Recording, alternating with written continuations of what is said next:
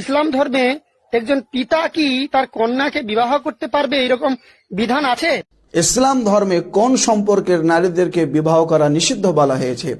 মা, খালা, ফুফু, নিজের বোন, ভাগ্নি, ভাতিজি, দুধমা, দুধ বোন, নিজের শাশুড়ি, নিজের ছেলের স্ত্রী তথা বৌমা, সতেলা মা, সতেলা বোন, সতেলা মেয়েকে, অন্যের স্ত্রীকে, নাতনি পত্নীকে, দাদি নানিকে এবং অমুসলিম মেয়েকে যতক্ষণ পর্যন্ত সে ইসলাম গ্রহণ না করে এদেরকে বিবাহ করা নিষিদ্ধ। সূরা নিসা 4 নম্বর সূরা আয়াত নাম্বার 21-22 কথা বলা রয়েছে। তাহলে আমরা বুঝতে পারলাম যে ইসলাম ধর্মে নিজের মেয়েকে কোনো বাপ বিবাহ করতে পারে না, এটা নিষিদ্ধ।